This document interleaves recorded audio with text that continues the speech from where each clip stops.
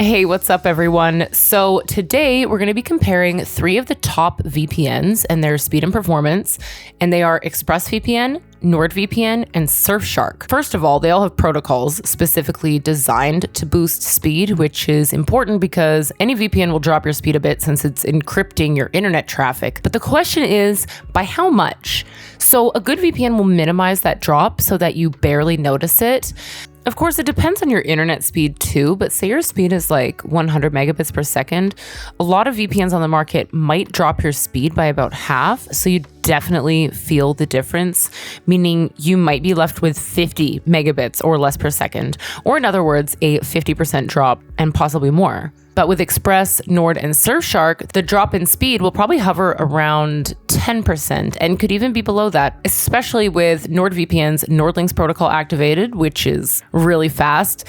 Now, with all 3, the speed could drop by 25 to 30% if you're choosing servers that are geographically far away from you or are in more restricted countries. But even if it drops by 20% from 100 megabits per second to 80, you're not going to really notice it that much. So, like I said, each of them has a protocol to enhance performance, and I already mentioned NordLynx, but ExpressVPN's is called Lightweight UDP, which they've recently upgraded to Lightweight 2.0, making it even better. And Surfshark's is called WireGuard. So with any of these protocols on, you're gonna have the best performance and speed, as well as encrypted traffic, so your personal data doesn't leak all over the place, all while hiding your IP address as well. Overall, these VPNs are some of the best VPNs with regards to speed, torrenting, streaming, whatever it is you're looking to do with a VPN.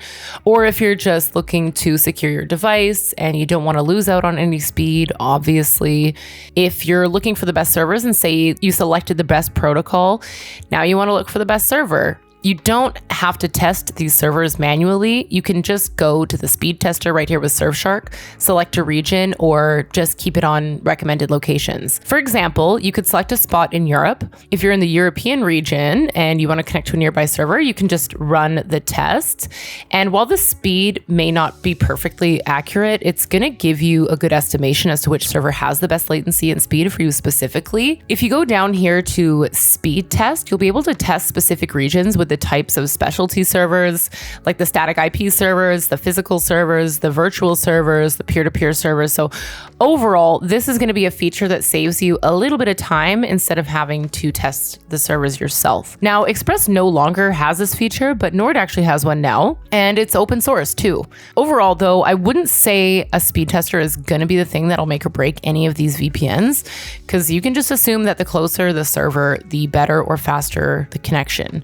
Or you could simply use the one recommended by the VPN, which is even easier because they'll pick the best one for you automatically, making the speed tester kind of moot. Either way, these 3 VPNs are truly optimized for speed and performance, on top of all the security and the streaming capabilities and the torrenting protection. Like, there's a lot that each of these VPNs have to offer, which is why I've left links to reviews about each of them in the description down below, along with discount codes should you want to save some money. Anyway, I don't know a single person who doesn't have a VPN yet, but if you're hesitant, just take advantage of Express's 7-day free trial or any of their 30-day money-back guarantees, and you can just give it a try. And while you're at it, go choose a server in another country and check out their Netflix library, because it's super fun to see what other regions get to watch that I don't, but now I do because I got a VPN. So that's all for today's video. I hope I helped you understand why I chose these 3 VPNs for speed. If you have any questions or comments, feel free to leave them below. But otherwise, thank you so much for watching, and I'll see you in the next one.